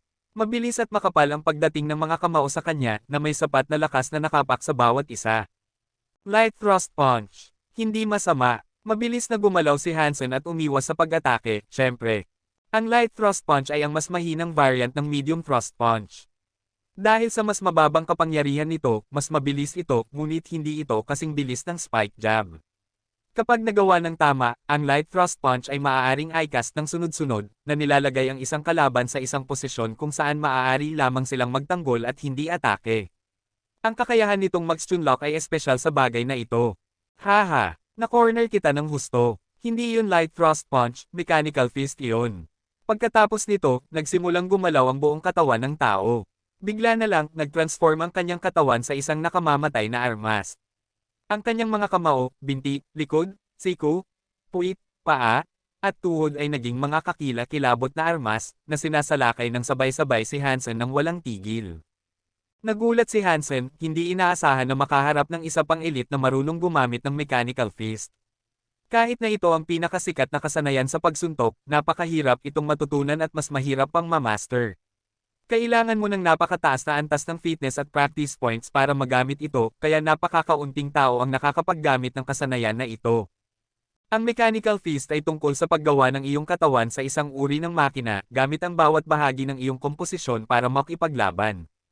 Minsan ay nakakita si Hansen ng isang video ng isang elite na napakahusay sa paggamit ng mechanical fist, at kaya niyang gamitin ang kanyang buhok lamang para talunin ang isang kalaban na may parehong rango. Nakakatawang tingnan. Kanina, nakita ni Hansen na ang ID ng kanyang kalaban ay Dancer. Naisip niya na gagamit siya ng medyo malalaki, bukas na mga kasanayan para makipaglaban.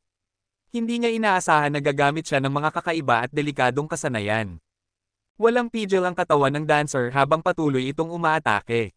Ang malakas na galaw na ito ay nakakatalo sa lahat ng iba pang kasanayan sa pagsuntok na mayroon. Kapag gumalaw ang kamao, gumalaw din ang siko. Kapag gumalaw ang siko, gumalaw din ang balikat. Kapag gumalaw ang balikat, gumalaw din ang katawan.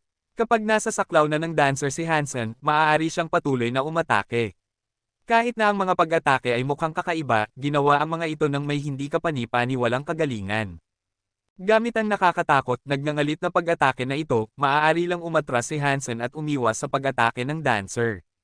Ang lakas ng mechanical fist na ito. Sino ba ang dancer na ito? Napakahusay niya. Parang sinusuppress pa nga niya si Coin, inaagaw sa kanya ang kakayahang lumaban. Hindi mo ba siya kilala? Noong nakaraan, siya ang pumangatlo sa Silver Fist fight ng Alyansa. Ang mechanical fist niya ay talagang nakakabilib. Talaga. Ang mga Sacred Blood Royals ay walang mga mahina na tao. Para makalaban ng isang tao tulad ni Coin, kailangan mong maging isang elite. Talagang nagmamayabang si Dancer sa kanyang puso dahil ito ang eksaktong reaksyon na inaasahan niyang matanggap. Kung matatalo niya si Coin, tiyak na ikakalat ng malayo at malawak ang katanyagan ng kanyang pangalan. Ngunit hindi gusto ni Dancer na marinig para sa layunin ng simpleng pagmamayabang para sa ikabubuti ng negosyo ng pagsasanay ng kanyang pamilya. Nakatuon sila sa pagsasanay ng mechanical fist, at kung magagamit niya ang kasanayang ito para talunin si Hansen, makakatanggap sila ng mas maraming kita. Kabanata 579. Ha! Magaling ang dancer na ito. Nilagay niya si Dollar sa isang masamang posisyon. Nagawa ni Tang Shenleo na makakuha ng upuan sa madla at maingat na pinanood ang laban. Ang mechanical fist niya ay talagang kapansin-pansin. Maaaring nasa expert level siya ng close distance fighting. Napakagaling, sabi ni Lin Feng na nanonood din. Talaga bang ganoon kalakas? Tanong ni Tang Shenleo na mausisa. Well, okay naman. Talagang nakakapangamba kung malapit ka sa kanya, ngumiti at sabi ni Lin Feng. Kung sinasabi mong nakakapangamba ito sa ganoong kalapit na distansya, kung ganoon, malakas ito. Naisip ko kung paano kaya makakalabas si Dollar sa sitwasyong ito. Tiyak na hindi siya patuloy na makakaiwas ng ganoon. Hindi lang sina Lin Feng at Tang Shenleo ang pumunta para manood, kundi maraming tao ang nagsipagdatingan para manood ng laban. Nasa alyansa si Dongmo sa kasalukuyan, at nang marinig ang balita tungkol sa laban kay Dollar, sinigurado niyang pumunta para manood. Nakaupo siya sa mga bleachers at hindi kumurap kahit isang beses habang pinapanood ang laban. Pumunta rin si Chen Hezen at ilang tao mula sa Ares Martial Hall para manood ng laban dahil nagbubulong-bulungan ang mga tao na gagamitin ni Dollar ang Heavenly Go. Ang Heavenly Go ay isang lihim na kasanayan ng Ares Martial Hall. Napakakaunting mga trainee ng Ares Martial Hall ang makakapag-aral ng kasanayang iyon, kaya natural lang na gustuhin nilang makita ito sa aksyon. Inimbite ni Chen Hezen ang Reyna na pumunta at manood, ngunit wala siyang interes sa mga ganitong kaganapan at tinanggihan ang imbitasyon. Bukod sa mga taong may prestihiyo, maraming elite evolvers ang pumunta para manood ng laban, sabik na makita at matuto kung gaano kalayo ang magagamit ni Dollar ang kanyang mga kasanayan at kapangyarihan. Tulad ng iba, interesado rin silang malaman kung ang ginagamit niya ay Heavenly Go o hindi. Simula ng huling mock ipaglaban si Kill Dollar sa arena, maraming tao ang naniwala na siya ay miyembro ng Ares Martial Hall. Pagkatapos ng lahat, kung hindi siya miyembro, paano niya nakuha ang kasanayan na Heavenly Go? Patuloy pa rin ang sunod-sunod na pag-atake ni Dancer. Noong una, nagulat ang mga tao sa lakas ng kanyang nagngangalit na pag-atake, ngunit dahan-dahan, napagtanto nilang wala ng gaanong bentahe si Dancer kaysa sa una nilang naisip. Unti-unti, naitulak si Dancer sa isang sulok. Paano nangyari ito? Umiwas lang si Dollar. Bakit si Dancer ang naitulak sa isang sulok? Si Dollar ay Dollar. Kahit na hindi siya umaatake, maaari siyang manalo, sobrang lakas niya. Nakakabilib ito. Nagulat ang mga ordinaryong tao sa sobrang lakas ni Dollar, ngunit ang mga elite ay may kakaibang tingin sa kanila. Ito ba ang tunay na Heavenly Go? Nag-isip ng may pagkagulat si Tang Shenleo, lumingon para tingnan si Lin Feng. Mukhang ganoon nga. Maikli ang sagot ni Lin Feng at nagtapos sa isang pagtango. Heavenly Go. Talaga bang mula sa Ares Martial Hall si Dollar? Kumunat ang noo ni Dongmo. Malapad ang mga mata ni Chen Hezen at marami pang iba. Ang napakahusay na kakayahan sa pag-block na taglay ni Dollar ay talagang katulad ng Heavenly Go ng Reyna. Pero alam nilang imposible na si Dollar ay isang tao mula sa Ares Martial Hall. Ang tanging evolver sa Ares Martial Hall ay ang Reyna. Damn! Sino ba talaga ang taong ito? Naiinis na tumingin si Chen Hezen. Hinala niya na ginagawa ito ni Dollar para sadyang magtapon ng putik sa Ares Marshall Hall. Masama ang pakiramdam ni Dancer sa loob. Patuloy siyang umaatake sa lahat ng oras at gayunpaman, hindi siya nakakapunta kahit isang suntok o kahit na mahawakan ang kanyang damit. Hindi lang iyon, napagtanto rin ni Dancer na ang espasyo kung saan siya makakagalaw ay lalong lumiliit. Bilang resulta, mas mahirap nang gawin ang kanyang mga malalakas na pag-atake. Intimidasyon. Nakakaramdam ng intimidasyon si Dancer. Kahit na hindi umaatake ang kalaban, ang paraan ng kanyang pag-iwas ay pinipilit si Dancer na baguhin ang kanyang posisyon. Nag-isip siya ng mas marami. Hindi. Kung patuloy akong aatake dito, ang kailangan lang niyang gawin ay iunat ang kanyang kamay at natatakot na si Dancer. Nakakatakot ang paraan ng paggalaw ng kalaban, at ito ang kanyang kahinaan. Pinipilit siya ni Dollar na baguhin ang kanyang kasanayan. Nakikita ng mga taong nanonood ang kakaibang eksena na ito. Umaatake si Dancer habang patuloy na umiiwas si Dollar nang hindi lumalaban. Habang lumilipis ang panahon, mas lalong natatakot si Dancer. Mas nagiging maluwag ang kanyang mga pag-atake, at minsan ay pinuputol niya ang mga ito sa kalahati para mabilis siyang mag-reposition. Naisip ng mga ordinaryong taong nanonood na kakaiba ang hitsura nito, na walang ideya kung ano ang ginagawa ni Dancer. Nakikita ng mga tunay na elite kung ano ang nakakatakot kay Dollar. Talagang naisip nilang gumagamit si Dollar ng Heavenly Go, dahil walang ibang kasanayan ang makakagawa ng ganoong epekto. Pang! Sa huli, wala nang ibang mapupuntahan si Dancer at ang kanyang likod ay nasa pader na ngayon ng arena. Wala na siyang pakialam na umatake. Pang! Sumuntok si Dollar para atakehin ang kahinaan ni Dancer, at tuluyan siyang napatay. Sobrang lakas, pinatay niya ito sa isang suntok, talagang Dollar si Dollar. Tunay ang Dollar. Masyadong malaki ang agwat ng antas, wala silang malapit sa isa't isa. Pinag-uusapan ng mga tao ang nangyari. Marami ang tumalon sa matchmaking sa pag-asang sila ang susunod na makakalaban kay Dollar. Subukan mo, tingnan mo kung kaya mo siyang mamatch. Tumalon din si Tang Shenleo sa matchmaking. Hindi nag-atubiling mag-matchmake si Dong Mo. Pareho rin ang isip ni Chen Hezhen at ng mga tao mula sa Ares Marshall Hall. Nagpa siyang ang makipaglaban muli si Han Senador na iniisip na walang punto sa pag-alis ng hindi nag-warm up. Wala siyang pakialam sa mga taong nanunood, gusto lang niyang magkaroon ng masayang oras sa pakikipag-sparring sa mga taong malalakas tulad ni Dancer. Marami siyang natutunan mula sa mechanical fist ni Dancer. Kung gagamitin niya ang mechanical fist para lumaban, hindi niya iniisip na siya ay magwawagi. Ngunit kailangan mong maging mahusay sa lahat ng aspeto kung gusto mong magaling sa pakikipaglaban. Ang pagdadalubhasa sa isang lugar, tulad ng kapangyarihan ng kamao, ay hindi kailanman sapat. Mabilis na pumasok si Hansen sa arena. Sa sandaling nasa loob na siya, maraming manunood ang sumali para manood. Ye Dong Mo. Nakita ni Tang Shenleo kung sino ang napili para makipaglaban kay Dollar at nagulat siya. Pagkatapos ay tumawa siya at sinabi, talagang hindi sila mapaghihiwalay. Maraming tao ang nagmamatchmake ng sabay-sabay, pero tingnan mo kung sino ang napili para makipaglaban sa kanya. Talagang para silang maglaban. Magiging masaya ito. Naisip ko kung gaano na kaya ang pag-unlad ni Dong Mo sa nakalipas na ilang taon. Hindi lang si Tang Shenleo ang nakakakilala kay Dong Mo, marami rin ang nakakakilala sa kanya. Na may malapad na mga mata at nakanganga, walang inaasahan na pagkatapos ng lahat ng mga taong ito, muling nakaharap si Dong Mo kay Dollar. Sobrang excited ang mga taong nakakita sa kanilang huling laban at nagsimulang sumigaw sa pag-asam. Ang mga hindi nakakaalam tungkol dito ay nagtanong sa paligid at nang marinig nila ang nangyari, naging mas masigasig din sila. Si Fang Mingquan, na nakarinig ng balita at mabilis na pumunta para makita, ay nag-stream ng laban na ito. Nag-excite ang kanyang buong katawan sa posibilidad na maglaban muli ang dalawang ito. Diyos ko, ano ba ang nakikita ko? Ye Dong Mo, si Ye Dong Mo. Pagkatapos ng lahat ng mga taong ito, mapapatunayan kaya ng labanang ito na ang matagal ng hinahangad na paghihiganti ni Ye Dong Mo. Kabanata 580. Hindi ginamit ni Ye Dong Mo ang face blur function, at ang kanyang malamig at mapagmataas na mukha ay nakikita ng lahat. Ang gwapo niya. Parang eksena ito sa Hamlet, sana makuha na ni Ye Dong Mo ang kanyang paghihiganti. Isang babae ang nanunood kay Ye Dong Mo, namumula ang kanyang mukha. Oo nga, masyadong gwapo siya. Kailangan manalo ni Ye Dong Mo sa laban na ito. Si Ye Dong Mo ay parang lalaki sa mga panaginip ko. Bago niya makuha ang kanyang paghihiganti, gusto kong magkaanak kami. Umalis ka, malandi ka. Akin si Kuya Yi. Ang mga babae, na gustong suriin ang mga lalaki sa kanilang mga hitsura lamang, ay halos naglalaway kay Ye Dong Mo. Habang naglalaway silang lahat, mukhang handa na nilang kainin ng buhay ang lalaki. Ang mga ganitong komento ay nagalit sa mga walang asawa, kaya pinagsama-sama nila ang kanilang suporta kay Dollar. Mga babae, wala kayong alam.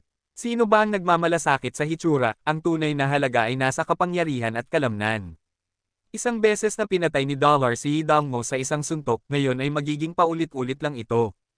Oo nga, tingnan nyo ng mabuti si Dollar. Ito ang dapat na hitsura ng isang elite na kasuot ng itim, walang masyadong palamuti. Ito ang hitsura ng isang tunay na lalaki. Kung gusto mong maging isang lalaki, magmukhang Dollar. Huwag mong subukang maging isang gwapong lalaki tulad ni. Ang ating Dollar ay hindi masisira at hindi mauubos. Isang suntok lang ang kailangan niya para tapusin si Dangmo. Dollar, hayaan mo akong maging isa sa mga magkakaanak para sa iyo. Nakinig si Han Senador sa mga komento habang tumatakbo ang countdown at parang may mali. Bakit sinusuportahan ng lahat ng magagandang babae si Dangmo at ang mga sumusuporta lang sa kanya ay mga malalaki at magaspang na lalaki? Ilang lalaki ang nakaupo sa nakakaakit na mga posisyon na inuulit ang kanilang hangarin na magkaanak para kay Han Senador na nagpalagay ng kilabot sa kanyang balat. Nang tumingin siya sa panig ni Dangmo, ang nakita lang niya ay mga grupo ng magagandang babae na hawak ang kanilang dibdib para pigilan ang mabilis na pagtibok ng kanilang mga puso. Grabe, kailangan mamatay ang gwapong lalaking ito. Nakaramdam ng panlulumo si Han Senador. Habang tinitingnan niya ang mga matitipunong taga-suporta na nagsama-sama sa likod niya, ang tanging naiisip niyang gawin ay maghukay ng isang butas para magtago. May kaunting pakikiramay siya kay Dangmo dahil sa kanilang nakaraang laban, ngunit pagkatapos ng mga pangyayaring ito, mabilis na nawala ang pakikiramay na iyon. Si Dangmo ay nasa ilalim ng galit ng bawat lalaki sa universo ngayon. Sino mang magpaparamdam sa kanila ng masama ay mamamatay sa aking kamay. Sandali, nakalimutan ni Han Senador na may girlfriend din siya. Si Fang Mingquan ay punong komentariste sa live stream na nagsabi, mukhang walang nakalimot sa maluwalhating labanang iyon. Ang mga kabataang lalaki na nanood ng kaganapang iyon noong araw ay ang pangunahing mga evolvers ngayon. Ang labanang iyon ay naging bahagi ng kasaysayan bilang isang pangunahing kaganapan sa battleground at hindi ito malilimutan. Kahit na personal kong pinagkakatiwalaan at sinusuportahan ang makapangyarihang Dollar, gusto kong makita na mas marami pang nagagawa si Dangmo sa pagkakataong ito at hindi na siya magiging isang malungkot na prinsipe sa pamamagitan ng pangalawang pagkatalo. Kuya Kwan, hindi tama ito. Kung ikaw ay isang tagahanga ng Dollar, paano ka makakapagsabi ng isang bagay na sumusuporta kay Dangmo? Komento ng isang tao. Dahil, masyadong maraming babae ang sumusuporta kay Dangmo. Kung hindi ako magpapanatili ng ilang kawalang kinikilingan, maaaring salakayin ako ng mga babaeng tagahanga niya. Ayaw kong maging single magpakailanman.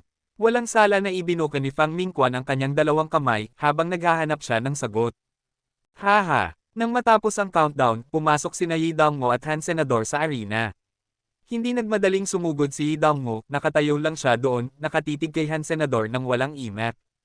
At iyon ang ginawa nilang dalawa, nakatayo lang sila at pinagmamasdan ang isa't isa. Habang pinagmamasdan ng mga tao ang paghaharap, ginawa nila ito ng may hawak na hininga. Sobrang tahimik, maririnig mo ang pagbagsak ng isang pin. Kahit na wala sa kanila ang gumalaw, ang tensyon ay nararamdaman.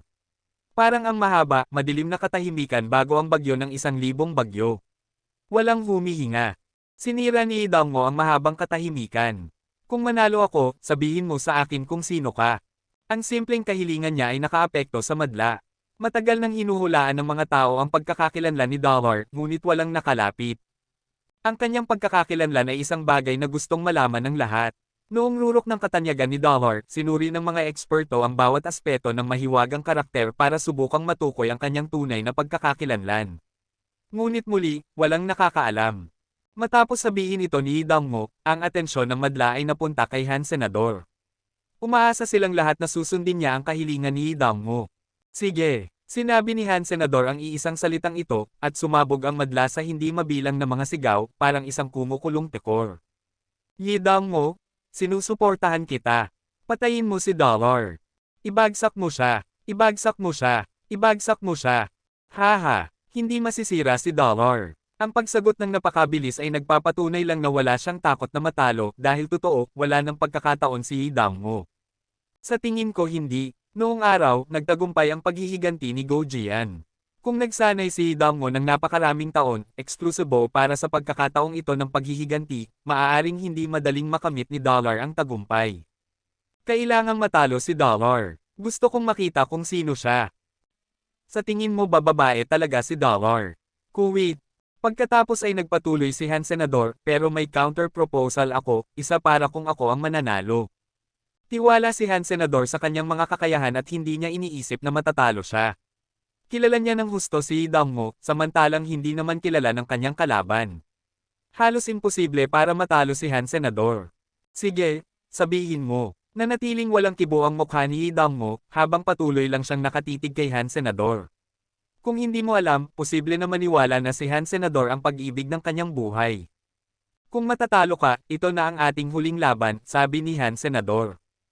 Hindi alam ni Dangmo na si Han Senador ay si Dollar, at gayunpaman, naging magkaibigan na sila. Gayunpaman, patuloy pa rin siyang naghahanap kay Han Senador para maging training partner niya. Ngunit ngayon na bumalik si Han Senador bilang Dollar, ang aksidenteng panlilinlang ay nagparamdam sa kanya ng kaunting pagkakasala. Kaya ginawa ni Han Senador ang panukalang ito para maiwasan niyang makipaglaban sa kanya bilang Dollar ng isang beses pa. Sige. Nanatili ang mga mata ni Dangmo na nakatitig kay Han Senador tulad ng matagal na panahon. May mahabang katahimikan bago niya sinabi ang salitang iyon. Matapos sabihin ni Dangmo na sige, nag-excite ang madla pero kinabahan din sila. Kung matatalo si Dangmo sa pagkakataong ito, hindi na muling magaganap ang matagal ng laban sa pagitan ng dalawang magkaaway na ito. Hindi nagsalita ang mga babaeng sumusuporta kay Dangmo dahil nag-aalala ang kanilang mga nerbiyos. At pagkatapos, pinanood nilang dahan-dahang bunutin ni Dangmo ang kanyang mga punyal. Sa tingin mo ba masyadong mabilis na pumayag si Dangmo? Medyo nagulat si Tang Shenleo. Kalmadong sinabi ni Lin Feng, wala nang ibang pagpipilian si Dangmo kundi ang pumayag. Bakit? Hindi naintindihan ni Tang Shenleo at tumingin kay Lin Feng para sa paliwanag. Natutunan ni Dangmo ang kasanayan ng isang asasin. Ang mga prinsipyo ng isang asasin ay nakasalalay sa dedikasyon na magpatuloy at hindi na kailanman babalik. Gawin mo o masira mo, ang kanilang katapatan sa pangakong ito ay hindi kailanman magbabago. Kung hindi siya pumayag, magpapakita iyon ng pag-aalinlangan. Kung wala ang ganap na tiwala sa iyong mga kakayahan, masisira ang mga prinsipyo ng asasin. Kung nangyari iyon, tiyak na matatalo siya. Kaya kailangang pumayag si Dangmo. At ngayon, gagamitin niya ang lahat ng kanyang kapangyarihan sa kanyang pagtatangkang talunin si Dollar, paliwanag ni Lin Feng. Kaya pala, manipulatibo pala si Dollar. Kakalabas lang ng realisasyon ni Tang Shenleo. Habang nag-uusap sila, nagsimula na ang laban.